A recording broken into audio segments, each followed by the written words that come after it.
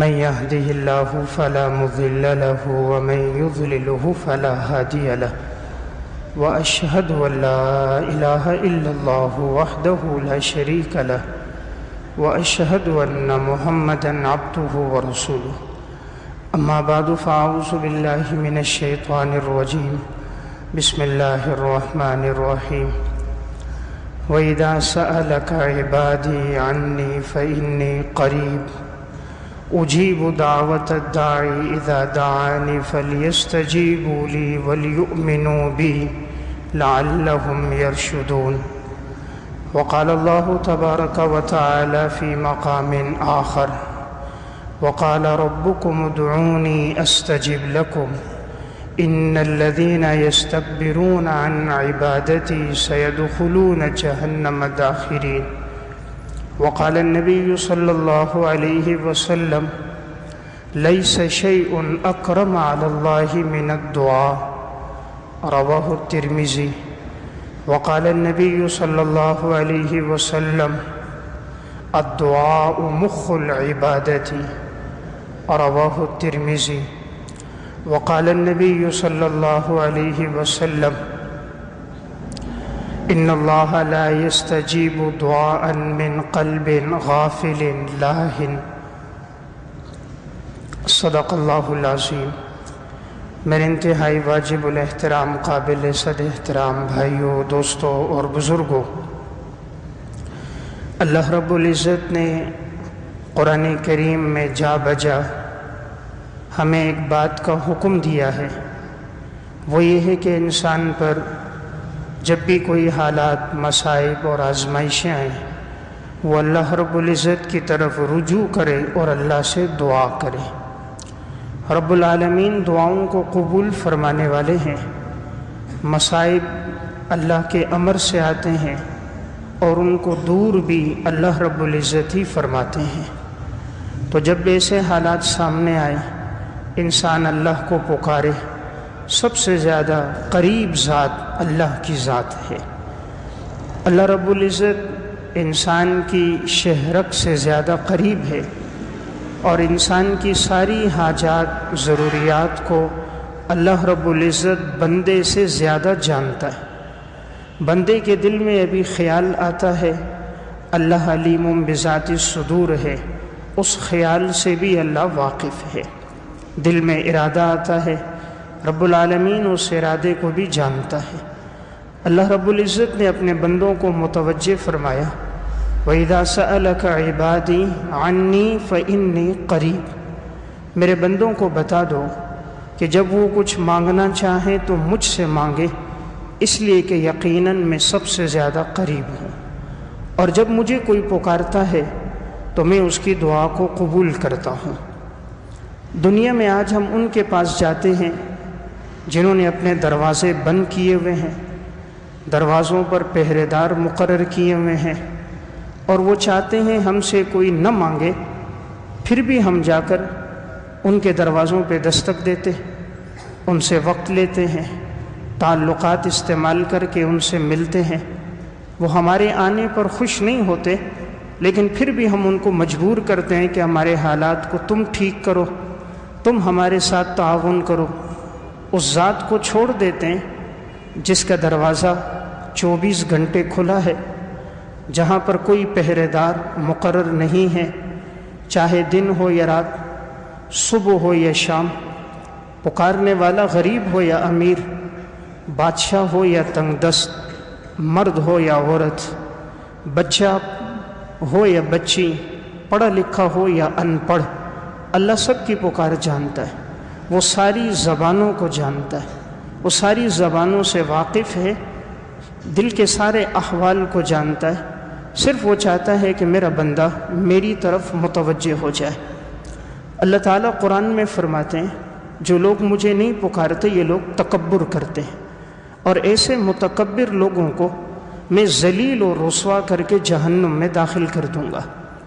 جو اللہ سے نہیں مانگتا وہ در در کی ٹھوکریں کھاتا ہے، وہ سب سے مانگتا ہوا نظر آتا ہے، کبھی ایک کے پاس کبھی دوسرے کے پاس. عزت بھی خراب ہو جاتی ہے، رسوائی اور ذلت بھی ہو جاتی ہے.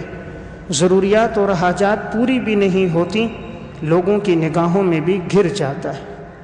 اللہ رب العزت سے جو مانگتا ہے اللہ اس کی عزت میں اضافہ بھی کرتا ہے، اس کی ضروریات کو پورا بھی کر دیتا ہے، اس کے دل کو استغنا سے بھر دیتا ہے اور اسے کسی کا محتاج نہیں بناتا۔ دنیا میں کسی سے مانگو وہ ناراض ہوتا ہے، اللہ کی ذات وہ ہے جس سے نہ مانگو تو اللہ ناراض ہوتا ہے۔ نبی اکرم صلی اللہ علیہ وسلم نے فرمایا من لم یسأل اللہ یغضب علیہ، جو اللہ سے نہیں مانگتا اللہ اس سے ناراض ہوتا ہے۔ آج دنیا میں جس سے مانگو وہ ناراض ہوتے، رب کی ذات وہ ہے کہ اللہ فرماتے جو مجھ سے میرا بندہ نہیں مانگتا میں اس سے ناراض ہوتا ہوں۔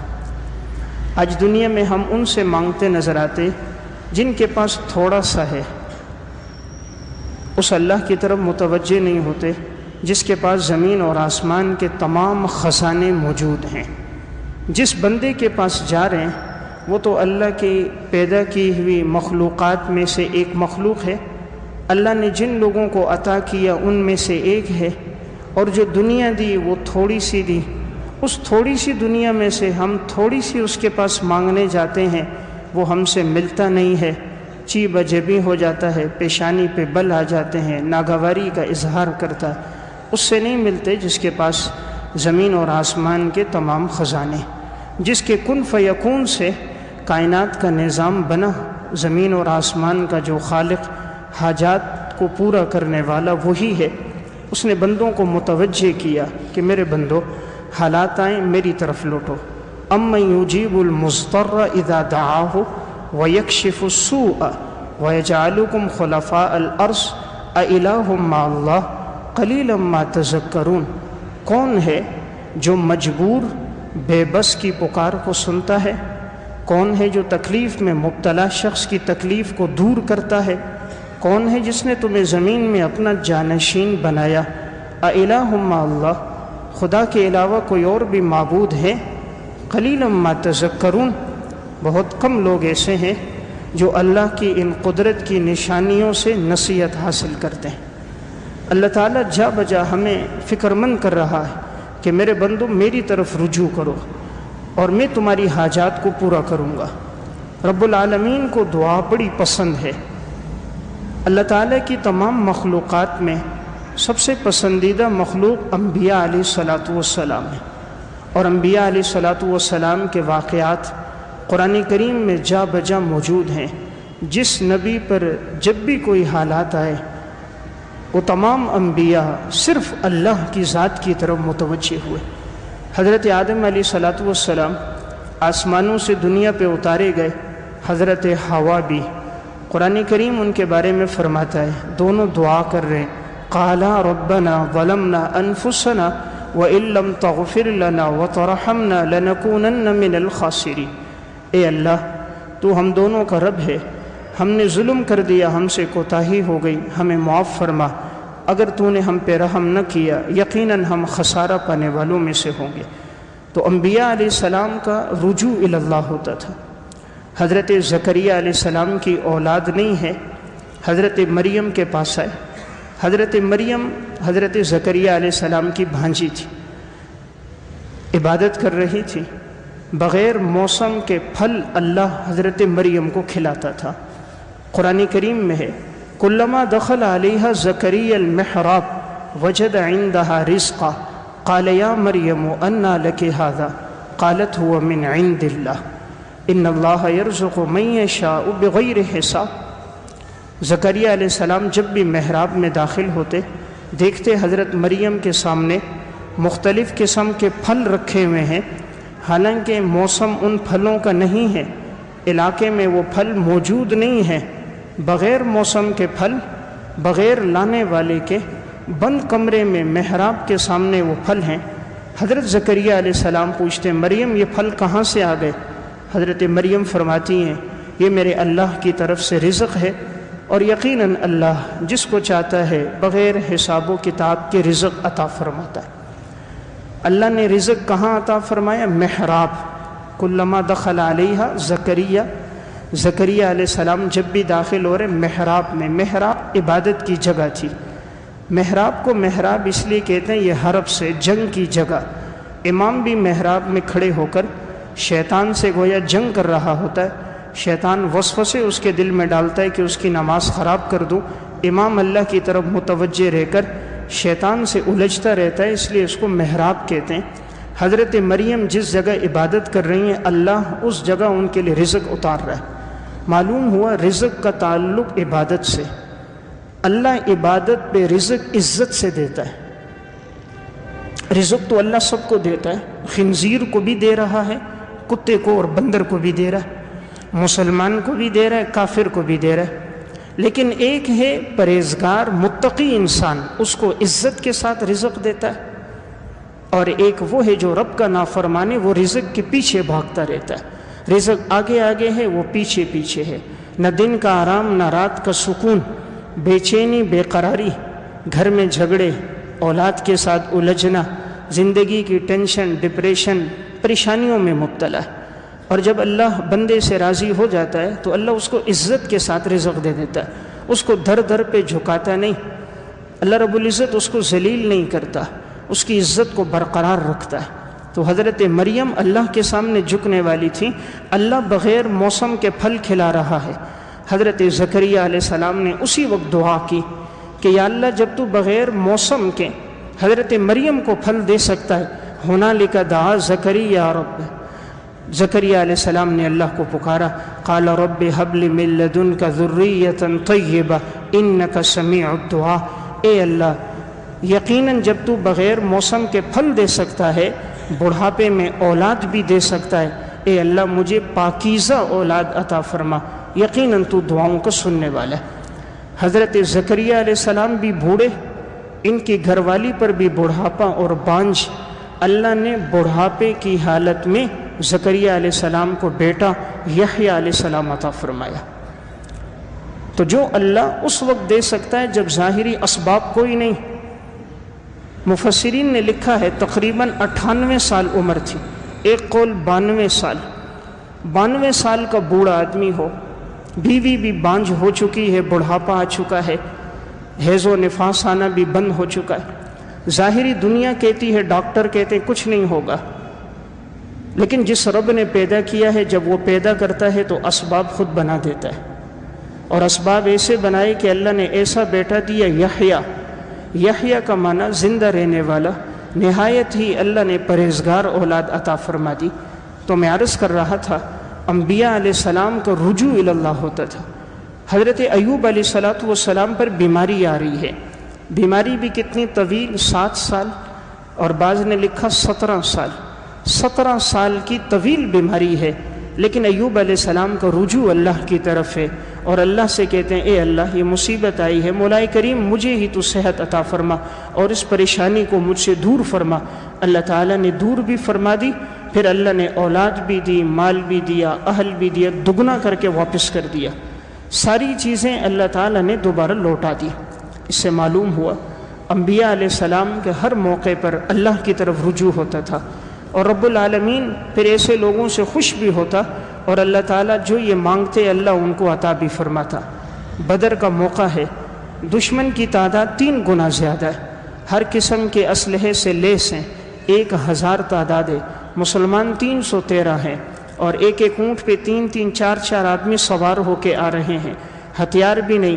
آپ صلی اللہ علیہ وسلم اللہ کے سامنے روتے ہیں۔ حضرت ابو بکر صدیق رضی اللہ تعالیٰ عنہ فرماتے ہیں آپ اتنا روئے تھے، آپ کی چادر مبارک نیچے گر جاتی تھی، آپ کی آنکھوں سے آنسو بہنے لگ گئے۔ اے اللہ اگر آج یہ جماعت ہلاک ہو گئی، روئے عرض پر تیری عبادت کرنے والا کوئی نہیں ہوگا، اے اللہ اس جماعت کی مدد فرما۔ حضور کے آنسو گرتے ہیں، اللہ 3000 فرشتے آسمان سے اتار دیتا ہے، اور ان فرشتوں کی کمانڈری جبرائیل علیہ السلام کر رہے ہوتے ہیں۔ امام الانبیاء کا اللہ کے سامنے رونا ہے، اللہ فرشتوں کو اتار رہا ہے، فرشتے اترتے ہیں، اور اللہ نے پھر اسلام کو غلبہ دیا۔ اسی بدر میں 70 بڑے کفار مارے گئے، اس امت کا فرعون ابو جہل یہ بدبخت بھی اسی میں مارا گیا، 70 قیدی بن گئے، کفر کا زور ٹوٹ گیا۔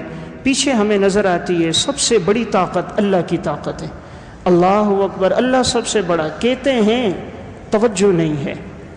دنیا کی جب بات آتی ہے غیر اللہ کی طرف چلے جاتے ہیں، اللہ کی طرف توجہ ہونا، رجوع اللہ آج یہ معاشرے میں ختم ہوتا جا رہا ہے۔ انبیاء علیہ الصلوۃ والسلام کی ذوات قدسیہ میں یہ بات تھی، حالات جب آتے فوراً سب سے پہلے اللہ کی طرف رجوع۔ ابراہیم علیہ السلام کو آگ میں ڈالا جا رہا ہے، جبرائیل علیہ السلام موجود ہے، پانی کا فرشتہ موجود ہے، ابراہیم علیہ السلام سے کہتے ہیں اگر ہماری خدمت کی ضرورت ہو ہم موجود ہیں بتائیے، فرمایا خود آئے ہو اللہ نے بھیجا ہے، کہانی خود آئے ہیں کوئی خدمت ہو، فرمایا اللہ دیکھ رہا ہے، اگر وہ اللہ اس پہ راضی ہے کہ میں آگ میں جل جاؤں تو ابراہیم خلیل اللہ بھی اس پہ راضی، اور اگر وہ اللہ بچانا چاہتا ہے تو میں اس پہ بھی راضی ہوں، میں تمہیں کچھ نہیں کہتا، میرا رجوع اللہ کی طرف ہے۔ پانی کا فرشتہ موجود، جبرائیل علیہ السلام موجود، ابراہیم علیہ السلام کا تعلق مع اللہ دیکھیں اللہ کی طرف، پھر اللہ کا حکم آتا ہے، اللہ پھر اسباب کو ہٹا کر ڈائریکٹ آگ کو خطاب کر رہا ہے، قلنا یا نار کونی بردا وسلاما علی ابراہیم، اے آگ ٹھنڈی ہو جا ابراہیم علیہ السلام پر سلامتی کے ساتھ کہ ان کو سردی بھی نہ لگے۔ عقل کہتی ہے آگ کا کام جلانا ہے، عقل کا پیدا کرنے والا خدا کہتا ہے آگ کا کام جلانا ہے، لیکن جس نے جلانے کی صلاحیت ڈالی ہے وہ جب چاہے اپنی قدرت سے جلانے کی صلاحیت ختم بھی کر سکتا ہے۔ جس نے آگ میں جلانا ڈالا ہے وہ جلانے کو ختم کر سکتا ہے، جس نے پانی میں ڈبونا ڈالا ہے وہ یونس کو بچا کر بتا سکتا ہے کہ پانی کا کام ڈبونا نہیں، چھری کا کام کاٹنا نہیں، یہ ساری چیزیں اسباب اللہ کے امر کے تحت ہیں۔ رب العالمین کا امر ہے تو ٹھیک، ورنہ کچھ بھی نہیں۔ تو میں ایک بات عرض کر رہا تھا، ہمارا رجوع صرف اللہ کی ذات کی طرف ہو۔ امام طبرانی رحمۃ اللہ علیہ نے المعجم الکبیر میں روایت نقل کی، آپ صلی اللہ علیہ وسلم کی حفاظت میں غزوہ احد میں صحابی تھے حضرت قتادہ بن نعمان رضی اللہ تعالی، آپ علیہ السلام کا دفاع کرتے رہے، اس دوران ان کی تلوار بھی ٹوٹ گئی، ان کی ڈھال بھی ٹوٹ گئی۔ اب چونکہ تیر نہیں مار سکتے تھے، تلوار بھی ٹوٹی ہوئی ہے، نیزے بھی ختم، ڈھال بھی ٹوٹ گئی، اب حضور کے سامنے تھے تاکہ حضور کو کوئی تیر نہ لگے، یہاں اچانک ایک بدبخت نے ان کو تیر مارا، وہ ان کی آنکھ میں لگا اور آنکھ نکل کر باہر گری تو انہوں نے اپنے ہاتھ میں لے لی، اب آنکھ کا وہ حصہ ان کے ہاتھ میں ہے۔ آپ صلی اللہ علیہ وسلم کی خدمت میں گئے، یا رسول اللہ یہ آنکھ باہر آ گئی، باقی جو جسم میں زخم آئے وہ برداشت کرتا رہا، آپ بتائیے کیا حکم ہے، یعنی اس کو زمین میں ڈال دوں، مطلب تھا دبا دوں، دفن کر دوں، کیا کروں؟ آپ علیہ السلام کی آنکھوں میں آنسو آ گئے، آپ نے ہاتھ اٹھایا، دعا فرمائی، اے اللہ اس نے اپنے جسم کو میری حفاظت کے لیے آگے رکھا، اپنے چہرے کو میرے چہرے کی حفاظت کے لیے آگے رکھا، اپنی آنکھوں کو میری آنکھوں کے سامنے رکھا تاکہ میری حفاظت ہو جائے، اے اللہ تو اس کی آنکھوں کو درست فرما اور اس میں روشنی پہلے سے زیادہ لے آ اور اس سے پہلے سے زیادہ خوبصورت بنا دے۔ آپ نے اس کی وہ آنکھ لی اور اس کی اپنی جگہ پہ رکھی، امام طبرانی لکھتے ہیں اسی موقع پر ان کی آنکھ ٹھیک ہو گئی، پہلے سے زیادہ خوبصورت اور پہلے سے زیادہ روشن ہو گئی۔ امام الانبیاء صلی اللہ علیہ وسلم کی دعا تھی، تو میں عرض کر رہا تھا رب العالمین تب دعا قبول کرتا ہے جب دعا دل سے ہوتی ہے۔ ہم دعا کے الفاظ پڑھتے ہیں، دل سے کرتے نہیں ہیں، صرف دعا زبان سے کرتے ہیں، دل کہیں اور متوجہ ہوتا ہے۔ حدیث میں آتا ہے آپ صلی اللہ علیہ وسلم نے فرمایا، اللہ رب العزت فرماتا ہے کہ اللہ ایسی دعا کو قبول نہیں کرے گا جو غافل دل کے ساتھ ہو، ان اللہ لا یستجیب دعاء من قلب غافل لاہن، غفلت والا دل، بے پرواہ دل، مستغنی دل، ایسی کی دعا اللہ قبول نہیں کرتا۔ جب انسان ہاتھ اٹھا رہا ہے دل کہیں اور متوجہ ہے تو پھر اللہ رب العزت اس دعاؤں کو قبول نہیں کرتا۔ اللہ چاہتا ہے بندہ میری طرف متوجہ ہو۔ دنیا میں آپ کسی سے بات کرو اور وہ آپ کی طرف توجہ نہ کرے، انسان کو بڑا غصہ آتا ہے، دیکھو میں بات کر رہا ہوں اتنی دیر ہو گئی اور یہ کبھی ادھر دیکھ رہا ہے، کبھی ادھر دیکھ رہا ہے، کبھی موبائل پہ لگا ہے، دائیں بائیں کر رہا ہے، توجہ نہیں دے رہا۔ اب بندہ جب نماز پڑھے اور خیال اپنی دکان کا کرے، پڑھے نماز اور اپنا حساب کتاب شروع کر دے، پڑھے نماز اور خیال عشق معشوقی کا چل رہا ہو، پڑھے نماز اور اس کو اپنی دولت کے بارے میں فکر لگی ہوئی ہو، پھر اللہ کو بھی ایسی عبادت کی پرواہ نہیں ہوتی۔ جب بندہ نہیں چاہتا کہ میں بات کروں دوسرا میری طرف توجہ نہ کرے، بندے کو غصہ آتا ہے، اللہ بھی چاہتا ہے میرا بندہ عبادت کرے، اللہ اکبر کہہ کے دنیا کو پیچھے پھینک دے۔ یہ ہاتھ کیوں اٹھاتے ہیں؟ اس کا مطلب ہے دنیا میرے پیچھے، اب سب سے آگے اللہ کی ذات ہے۔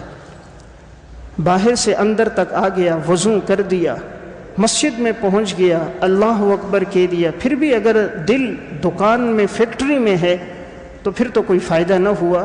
اس لیے کہ اصل نماز تو وہی ہے کہ دل بھی اللہ کی طرف متوجہ ہو جائے، اور یہ دل تب متوجہ ہوتا ہے جب دل میں اللہ کی عظمت آتی ہے۔ جب انسان کسی عظیم آدمی کے پاس جاتا ہے نا تو جا کر بڑے اطمینان سے بیٹھتا ہے، جتنے بڑے عہدے والا مقام والا ہوتا ہے اتنی اس کی عزت کی لاج زیادہ رکھتا ہے، بڑے ادب سے بیٹھتا ہے کہ میں کس کے سامنے گیا ہوں، کوئی ایسی بات نہ ہو جائے کہ مجھ سے ناراض نہ ہو جائیں، کتنا خیال رکھتا ہے۔ تو جب اللہ کے سامنے جا رہا ہے اور اس کی توجہ نہیں ہوتی تو رب العالمین کو بھی ایسی عبادت کی پھر پرواہ نہیں ہوتی۔ تو میں عرض کر رہا تھا حضرات سلف کی زندگی میں یہ بات تھی، توجہ اللہ، فوراً اللہ کی طرف رجوع اور اللہ کی مدد فوراً آ جاتی۔ ایک واقعہ نقل کیا علامہ تنوخی رحمۃ اللہ علیہ نے، الفرج بعد شدت والضیقہ میں ایک شخص حسن بصری رحمۃ اللہ علیہ کے پاس آیا، کہا میرے کانوں میں کنکری چلی گئی، کافی عرصے سے علاج کرا رہا ہوں، فائدہ نہیں ہو رہا، آپ کوئی دعا فرمائیں۔ انہوں نے فرمایا تم ابو اعلیٰ حضرمی رضی اللہ تعالیٰ عنہ والی دعا پڑھا کرو، یا علی یا حلیم یا عظیم۔ انہوں نے جیسے ہی یہ دعا شروع کر دی، اب وہ پڑھتے تھے یا علی یا حلیم یا علیم یا عظیم، چند مرتبہ انہوں نے پڑھا تھا، اچانک کنکری کان سے نکلی اور دیوار سے ٹکرا کر نیچے گر گئی۔ تو حسن بصری رحمۃ اللہ علیہ کے پاس آئے، کہا حضرت کنکری نکل گئی، فرمایا اصل طاقت اللہ کے ذکر میں ہے، سب سے طاقتور ذات تو اللہ کی ذات ہے۔ اصل چیز ہوتی ہے پڑھنے والا، جس درد کے ساتھ پڑھتا ہے اتنا اثر زیادہ ہوتا ہے۔ امام ابن ابی دنیا نے بھی اس واقعے کو نقل کیا، پڑھنے والے کا اثر ہے۔ اس کی مثال یوں ہے، ایک آدمی کے پاس گولی ہے، اگر وہی پستول کی گولی اگر وہ ہاتھ سے کسی کو مارے کچھ بھی نہیں ہوگا، وہی پستول کی گولی ہے، جتنے زور سے ہاتھ سے مارو اس کو زیادہ نقصان نہیں، تھوڑا سا درد ہوگا، کچھ نہیں ہوگا۔ غلیل میں پکڑ کے مارو تب بھی لگے گا، تھوڑا درد ہوگا، کچھ نہیں ہوگا۔ لیکن وہی گولی پستول میں ڈال کے مارو اور نشانہ بنا دو تو بس اوقات آدمی فوراً مر جاتا ہے۔ تو بات کیا ہے، گولی تو وہی ہے، ہاتھ سے ماری تو اتنا اثر نہیں ہوا، پستول میں ڈال کے ماری اثر ہو گیا۔ اصل چیز ہے اللہ کو پکارنا، اللہ کا نام لینا۔ جب یہ دل صاف ہوتا ہے، زبان صاف ہوتی ہے، پھر گولی وہ اثر دکھاتی ہے جیسے پستول کے اندر ہے، ورنہ پھر گولی وہ جیسے ہاتھ سے مار رہا ہے۔ آج ہم جو کہتے ہیں ہماری دعا قبول نہیں ہوتی، اس کی وجہ کیا ہے؟ وجہ یہ ہے کہ ہمارے پیٹ میں حرام کا رزق ہے۔ جب پیٹ میں حرام آ جائے، زبان پہ حرام لگ جائے، اللہ پھر ایسے لوگوں کی دعائیں قبول نہیں کرتا۔ حدیث میں آتا ہے نبی اکرم صلی اللہ علیہ وسلم نے ارشاد فرمایا، ایک وقت آئے گا لوگ دعا کریں گے، دعا قبول نہیں ہوگی۔ صحابہ نے پوچھا کیا وجہ ہے؟ آپ علیہ السلام نے فرمایا ملبسہ حرام ومطعمہ حرام ومشربہ حرام فأینى یستجاب لذلک۔ ان کا کھانا بھی حرام کا ہوگا، پینا بھی حرام کا ہوگا، لباس بھی حرام کا ہوگا، اللہ ان کی دعائیں قبول نہیں کرے گا۔ تو جب پیٹ میں حرام ہوتا ہے پھر دعا قبول نہیں ہوتی۔ انسان چاہے دعائیں قبول ہو، اپنے پیٹ میں رزق حلال ڈالے، دعائیں قبول ہو، اپنی زبان سے اللہ کو یاد رکھے۔ آج ہماری زبان پہ گانا تو ہے، فلمی ڈائلاگ تو ہیں، دنیا کا تذکرہ تو ہے، اللہ کی یاد کرنے والے کتنے؟ شاید آپ کو 100 میں 2 بھی نظر نہیں آئیں گے کہ چلتے پھرتے جن کی زبان پہ اللہ کا ذکر ہو، بہت کم لوگ ہوں گے۔ ہاتھ چلتے موبائل پر تو نظر آئیں گے، زبان چلتی اللہ کی یاد میں نظر نہیں آئے گی۔ راستے میں چلتے موبائل چلاتے تو نظر آئیں گے، موبائل سنتے تو نظر آئیں گے، فلم دیکھتے اور سنتے تو نظر آئیں گے، خدا کی یاد کرنے والے نظر نہیں آئیں گے۔ پھر گلہ ہے حالات ایسے ہیں، حالات اعمال کی وجہ سے۔ جب انسان کا رجوع کٹ گیا اللہ سے، جس رب نے ساری نعمتیں دیں، آج 2.5 گھنٹے عبادت کے لیے ہم تیار نہیں ہیں۔ جس رب نے سب کچھ عطا فرمایا، 24 گھنٹے میں 5 نمازوں میں کتنا ٹائم لگے گا؟ بمشکل 2.25 گھنٹے، چلو 2.5 گھنٹے کرو۔ 2.5 گھنٹے انسان خدا کو دینے کے لیے تیار نہیں ہے، جس رب نے اتنی نعمتیں عطا فرمائی۔ اور جو 12 سے 14 ہزار روپے دے رہا ہے، اس کے ہاں 16 گھنٹے، 14 گھنٹے نوکری ہو رہی ہے، 14 گھنٹے 12 گھنٹے نوکری کر رہا ہے، کیا دے رہا ہے؟ 14,000 16,000۔ جس رب نے آنکھوں میں بینائی ڈالی، کانوں میں شنوائی ڈالی، زبان میں گویائی ڈالی، ہاتھوں میں پکڑنے کی طاقت رکھی، پاؤں میں چلنے کی صلاحیت ڈالی، معدے میں ہضم کرنے کی طاقت دی، انسان کو دماغ کی نعمت دی۔ یہ کتنی بڑی نعمت ہے۔ ایک ایک نعمت کی قدر تب آتی ہے جب یہ چھن جائے۔ دنیا کا ایک مالدار آدمی گزرا ہے، مولانا اسلم شیخ پوری شہید رحمہ اللہ نے واقعہ نقل کیا اس کا، کہا کہ اس شخص کے یہ پپوٹوں سے آنکھیں بند کرنے کی اور کھولنے کی طاقت ختم ہو گئی تھی۔ ابھی اپنی طاقت سے آنکھ اوپر کھول نہیں سکتا تھا، بند نہیں کر سکتا تھا، تو اس کی ہر وقت یہ پپوٹے نیچے گر جاتے۔ اب اس کو کسی سے بات کرنی ہوتی، دیکھنا ہوتا، تو وہ ایک ہاتھ سے اپنے اس حصے کو نیچے کرتا، ایک ہاتھ سے یہ اوپر کرتا، تو آنکھ کھلتی، پھر اس کو نظر آتا، اور پھر چھوڑ دیتا تو پھر وہ آنکھ بند ہو جاتی۔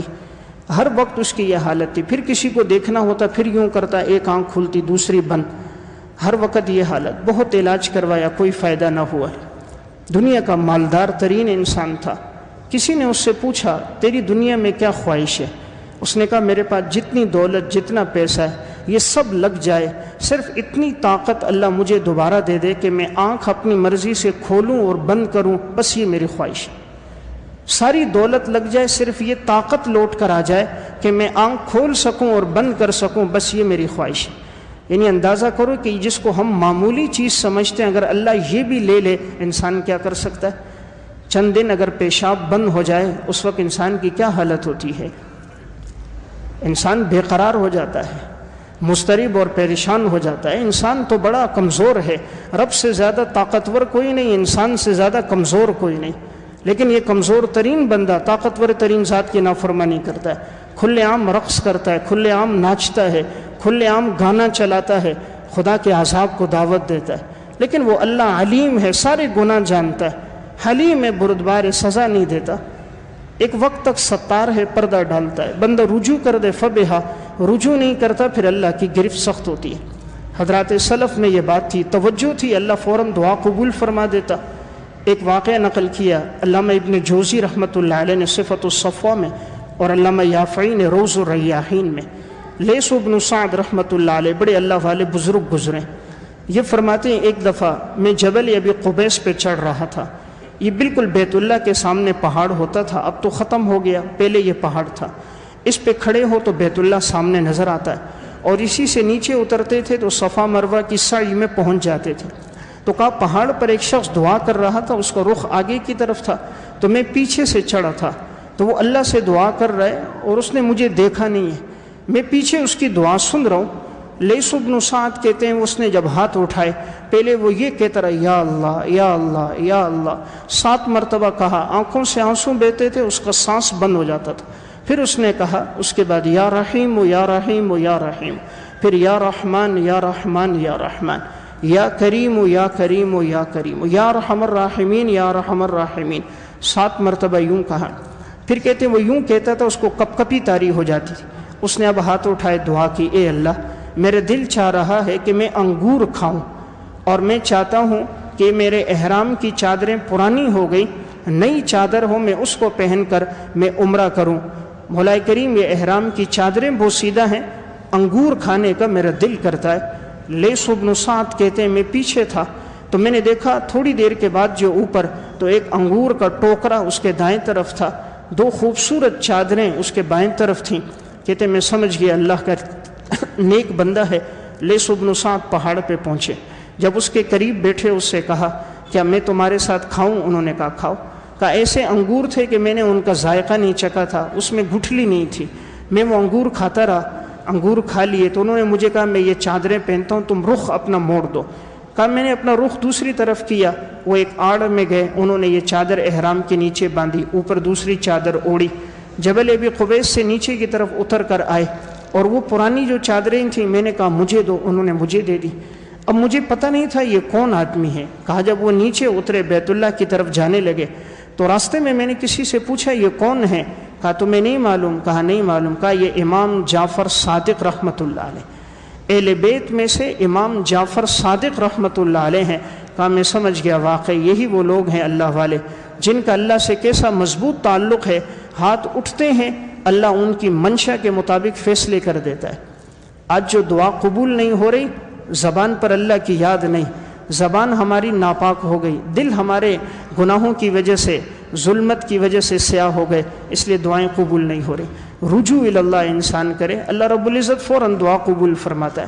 قبولیت کی نشانی ہوتی ہے آنکھوں سے آنسو بہنے لگ جاتے ہیں۔ جب آنکھوں سے آنسو بہہ جائیں، جسم پہ رقت طاری ہو جائے، جسم کے بال کھڑے ہو جائیں، رونگٹے کھڑے ہو جائیں، کیفیت بدل جائے، سمجھو انشاءاللہ اللہ دعا قبول کرے گا۔ دنیا میں کسی سے مانگنا ہو کتنی منت کرتے ہیں، کبھی خدا سے کے سامنے اتنی منت نہیں کی۔ حضرت سری سقطی رحمۃ اللہ علیہ فرمایا کرتے تھے، احیاء علوم الدین میں شعب الایمان میں ہے، فرمایا جب بچہ ماں سے مانگتا ہے اور مانگتا رہتا ہے، ماں نہیں دیتی، ڈانٹتی ہے، پھر بھی مانگتا ہے، آخر روتا ہے، جب روتا ہے ماں کو ترس آتا ہے، باپ کو ترس آتا ہے، دے دیتا ہے۔ کہا بندہ بھی جب اللہ سے مانگتا ہے اور رونے لگتا ہے، اللہ منشا کے مطابق کر دیتا ہے۔ کبھی اللہ کے سامنے انسان روئے تو صحیح، اللہ تعالیٰ کو یہ آنسو بڑے پسند ہے، جیسے ہی یہ بہہ جاتے ہیں انسان جو مانگ رہا ہوتا ہے رب العالمین اس کو عطا فرما دیتے ہیں۔ یہ موت اور حیات تو اللہ کے اختیار میں ہے، ظاہری اسباب موت کے ہوتے ہیں، اللہ زندگی دے دیتا ہے۔ علامہ تنوخی رحمۃ اللہ علیہ نے الفل بعد الشدہ میں ایک واقعہ لکھا، یزید بن ابی مسلم، یہ حجاج بن یوسف کا کاتب بھی تھا، حجاج بن یوسف کا خاص ساتھی تھا، یہ بھی ایک بدبخت ظالم آدمی تھا، قتل عام اس نے بہت کیے۔ ایک آدمی کو بے گناہ اس نے پکڑ لیا اور لے کر گیا اور کہا میں ابھی تجھے قتل کروں گا، اور کہتا تھا کہ اگر موت کا فرشتہ اسرائیل علیہ السلام آ کر تیری روح نکالنے لگے گا تب بھی میں اس کو روح نہیں دوں گا اور اس سے روک کر تجھے قتل کروں گا، پھر روح اس کے حوالے کروں گا، یعنی میرے ہاتھوں سے تو ابھی قتل ہوگا۔ اس نے نیچے کے لیے چمڑا لایا، منگوایا، چمڑے نیچے ڈالا، اس پر اس شخص کو کھڑا کر دیا، اس کے ہاتھ پیچھے باندھ دیے، تلوار منگوا دی، پاؤں نیچے باندھے، سر کو نیچے جھکایا، تیاری مکمل ہے کہ اب سر پہ صرف تلوار مارنی ہے، سر جدا ہو جائے گا۔ اتنے میں نماز کا وقت ہو گیا تو اقامت شروع ہو گئی، تو اس نے کہا میں نماز پڑھ کے آتا ہوں۔ نماز کے لیے جیسے گیا یہ شخص یہیں ہاتھ اس کے بندھے ہیں اور یہ صرف تیار ہے، صرف وار ہوگا، گردن جدا ہو جائے گی۔ یزید بن ابی مسلم نماز کے لیے گیا ہے، اب جیسے نماز میں پہنچا، پیچھے سے چونکہ اس کی دشمنی چل رہی تھی، لوگ آئے، چند اس پر حملہ کر دیا اور اس کو وہیں قتل کر دیا۔ اور اس شخص کے پاس آئے، اس کے ہاتھ کھولے، اس کے پاؤں کھولے، گردن کی رسی اس کی کھولی، چمڑے سے اس کو ہٹایا۔ یہ شخص سجدے میں گر گیا، یا اللہ یہ تو کہتا تھا کہ اگر اسرائیل آ کر تیری روح لے گا میں اس سے بھی تیری روح کھینچ کر تجھے قتل کروں گا، تو کیسا قادر بادشاہ ہے، قاتل قتل ہو گیا، جو قتل ہونے کے لیے تیار تھا تو نے اس کو بچا دیا۔ یہ ساری کائنات نقصان نہیں دے سکتی اگر اللہ کا امر نہ ہو، اللہ کے امر سے نقصان ہے، رب العالمین کے نفع سے نفع ہے۔ وَإِن يَمْسَسْكَ اللَّهُ بِضُرٍّ فَلَا كَاشِفَ لَهُ إِلَّا هُوَ وَإِن يُرِدْكَ بِخَيْرٍ فَلَا رَادَّ لِفَضْلِهِ يُصِيبُ بِهِ مَن يَشَاءُ مِنْ عِبَادِهِ۔ اللہ خیر کا ارادہ کرے کوئی روک نہیں سکتا، شر کا ارادہ کرے تب بھی کوئی روک نہیں سکتا۔ تو میں ایک بات عرض کر رہا تھا، اصل چیز اللہ رب العالمین کی طرف توجہ کی ہے، جتنا بندہ متوجہ ہو جاتا ہے رب العالمین اس کی منشا کے مطابق کر دیتا ہے۔ علامہ یافعی رحمہ اللہ نے لکھا روض الریاحین فی حکایات الصالحین میں، ایک اجنبی شخص ایک مسجد میں گیا، نماز پڑھی، عشاء کی نماز ختم ہو گئی، امام مسجد نے دیکھا کوئی مسافر آدمی ہے، اللہ کے سامنے دعا کر رہا ہے، مانگ رہا تھا، اور اس نے رزق مانگا اللہ سے اس ٹائم کہ اللہ میں نے 2 دن سے کچھ کھایا نہیں اور میرا دل کرتا ہے کہ میں آج مرغ پلاؤ کھاؤں اور میں میٹھا کھاؤں، اور اے اللہ میرا دل کرتا ہے مچھلی کھاؤں، اللہ سے ادھر مانگ رہا ہے۔ امام مسجد نے اس کو دیکھا کہ اس کی دعا سنی، نماز ختم ہوئی، اس کے پاس گیا، کہا بھئی آؤ میرے گھر میں جو تیار ہے تو میں کھلا دوں۔ انہوں نے کہا نہیں، جو اللہ سے مانگا اللہ وہ دے گا۔ اس نے کہا اللہ کے بندے یہ چیزیں کہاں ملتی ہیں یہاں دیہات کے اندر جو تم اللہ سے مانگ رہے ہو؟ کہا رب العالمین قادر ہے، وہ اللہ مجھے کھلائے گا۔ امام صاحب نے کہا چلو ٹھیک ہے، نہیں کھاتا، وہ چلا گیا۔ گھنٹہ گزرا تھا، علاقے کے اندر سے ایک عورت آئی اور اس نے ایک بڑی ٹرے پکڑی ہوئی ہے، اس کے اندر یہ تینوں چیزیں موجود ہیں اور اس کے اوپر کپڑا ڈالا ہوا ہے۔ امام مسجد کے دروازے پہ دستک دی، کہا یہ مسجد کو باہر سے کنڈی لگی ہوئی ہے، میں یہ کھانا لے کر آئی ہوں، اگر کوئی مسافر آیا ہے تو میں اس کو کھلانا چاہتی ہوں۔ انہوں نے پوچھا کیا کھانا ہے؟ اس نے بتایا مرغ پلاؤ ہے، مچھلی ہے، میٹھا ہے، یہ میں اس کے لیے لے کر آئی ہوں۔ تو امام صاحب نے دروازہ کھولا اور اس خاتون سے وہ ٹرے لی اور اس مسافر کے سامنے جا کر رکھی اور کہا واقعی تو نے جو اللہ سے مانگا تھا اللہ نے تجھے وہی عطا فرمایا۔ کہا میرا عرصہ گزر گیا، میں نے یہاں یہ چیزیں نہیں کھائی، ایک ساتھ ایک دسترخوان پر ایک وقت پہ میں نے یہ 3 چیزیں نہیں کھائیں، لیکن تیرا رب سے تعلق ہے، اللہ نے تیرے لیے انتظام فرما دیا۔ اللہ تعالیٰ تو گمان کے مطابق معاملہ کرتا ہے۔ آج اللہ سے تعلق کمزور ہو گیا، مخلوق کی طرف توجہ چلی گئی، سب کچھ میرا رب کرے گا۔ حالات آئے اللہ کی طرف سے آئے۔ انسان کا اصل کام رجوع اللہ، کسی کے بارے میں بدگمانی نہ رکھے، ہر ایک سے حسن ظن رکھے، ہر ایک سے محبت رکھے، دوسروں کے بارے میں آراء اور فیصلے خود نہ کرے، اللہ کی طرف رجوع کرے۔ حالات آئیں، اللہ ہی ان حالات کو دور کرے گا، ان حالات کو اللہ ہی پلٹے گا۔ آج ہمارا تعلق چونکہ عوام کی طرف ہو گیا، خدا سے کٹ گیا، اس لیے پریشان ہو گئے۔ علامہ یافعی رحمہ اللہ نے اسی روض الریاحین فی حکایات الصالحین میں ایک واقعہ لکھا۔ ایک شخص ایک مسجد میں تھا، عبادت کرتا تھا۔ مسجد کے امام نے ایک دن دیکھا، دوسرے دن دیکھا، اس سے پوچھا بھئی تم یہاں ہوتے ہو، تمہارا کھانا پینا کیسے ہوتا ہے؟ بظاہر تو کوئی نظر نہیں آ رہا، تم کہاں سے ہوتے ہو؟ کہا بس انتظام ہو گیا۔ اس نے اگلے دن پوچھا بھئی کس نے انتظام کیا ہے، کون ہے؟ تو اس نے کہا یہاں جو فلاں شخص رہتا ہے ایک یہودی ہے، اس نے انتظام کیا ہے، اور اس نے کہا میں آپ کو 2 ٹائم کا کھانا دے دوں گا۔ تو امام صاحب مطمئن ہو گئے۔ اس نے کہا ٹھیک ہے، جب وہ آپ کو کھانا 2 ٹائم کا دیتا ہے پھر تو آپ کے لیے کوئی پریشانی نہیں ہے، 2 ٹائم آپ کو کھانا لا کر دے دے گا۔ تو اس نے کہا میں اٹھتا ہوں، جتنی نمازیں پڑھی ہیں سب کی قضا کرتا ہوں، تجھے یہودی کے قول پر اعتماد ہے، خدا کے وعدے پر اعتماد نہیں، اور تو ہمارا امام بنا۔ میں نے تجھے کہا یہودی مجھے کھانا دے گا 2 ٹائم، تو نے کہا ٹھیک ہے، اب تو عبادت کر، تیرے رزق کا انتظام ہو گیا۔ جس خدا نے قرآن میں کہا وَمَا مِن دَابَّةٍ فِي الْأَرْضِ إِلَّا عَلَى اللَّهِ رِزْقُهَا، کہ جتنے زمین پہ چوپائے ہیں اس کے رزق کی ذمہ داری تیرے رب کے پاس ہے۔ کہا تیرا اللہ پر توکل نہیں ہے، تو امامت کروا رہا ہے۔ واقعہ سنانے کا مقصد جیسا گمان اللہ سے ہوگا ویسا اللہ کا معاملہ ہوگا۔ آج ہمارا چونکہ گمان اللہ سے کمزور ہو گیا، تعلق میں کمی آ گئی، رقت اور خشیت میں کمی آ گئی، ہر انسان خود کو دانا اور سمجھدار سمجھنے لگ گیا، اللہ سے تعلق کٹ گیا، اس لیے پریشان ہے۔ اس لیے حالات جیسے بھی آئیں، میں نے ایک بات عرض کی، جتنا رجوع اللہ ہو، رب العالمین انسان کی منشا کے مطابق جو چاہتا ہے اللہ تعالیٰ اس کو فوراً ہی عطا کر دیتا ہے۔ علامہ سیوطی رحمہ اللہ کی کتاب ہے شرح الصدور فی احوال الموتى والقبور، حضرت ثابت بنانی رحمۃ اللہ علیہ کا انتقال ہوا۔ حمید طویل رحمۃ اللہ علیہ فرماتے ہیں میں جنازے میں شریک تھا، جب جنازہ ہو گیا، تدفین ہونے لگی، اوپر سے ہم اینٹیں رکھ رہے تھے، اچانک اوپر سے کوئی ایک بلاک نیچے کی طرف گرا، تو میں نے کہا دیکھوں اندر کیا ہے، تو میں نے جو اندر یوں نظر دوڑائی تا حد نگاہ اس کی قبر کشادہ تھی، اور ثابت بنانی اپنی قبر میں نماز پڑھ رہے تھے۔ کہتے میں نے اینٹ دوبارہ رکھ دی، قبر اوپر سے بند کر دی گئی۔ میں ان کے گھر آیا اور میں نے پوچھا ان کی کوئی دعا تھی خاص؟ تو ان کے بیٹوں نے بتایا یہ ہمیشہ فرض نماز کے بعد دعا کرتے تھے، اے اللہ اگر کسی کو قبر میں انبیاء علیہ السلام کے علاوہ نماز پڑھنے کی اجازت ہو، مولا کریم تو مجھے قبر میں بھی نماز پڑھنے کی اجازت عطا فرما۔ اللہ نے ایسی دعا قبول فرمائی ہے، ابھی قبر مکمل نہیں ہوتی ہے، تا حد نگاہ اللہ کو شادہ کر کے ثابت بنانی کے لیے قبر میں نماز کی اللہ نے جگہ بنا دی۔ یہ وہ انسان تھے، مسجد کا کوئی ستون ایسا نہیں۔ علامہ ابو نعیم اصفہانی حلیۃ الاولیاء میں ان کے ترجمے میں لکھتے ہیں کوئی ستون ایسا نہیں تھا مسجد کا جس کے قریب بیٹھ کر انہوں نے پورا قرآن نہ پڑھا ہو، اور جس کے قریب بیٹھ کر انہوں نے 20 نوافل نہ پڑھے۔ زندگی اس طرح گزاری، اللہ نے اسی طرح معاملہ کیا۔ اللہ سے تعلق عبادت سے ہے، جتنا عبادت سے تعلق مضبوط ہوگا رب العالمین انسان سے خوش ہو کر جو انسان چاہے گا وہ دے گا۔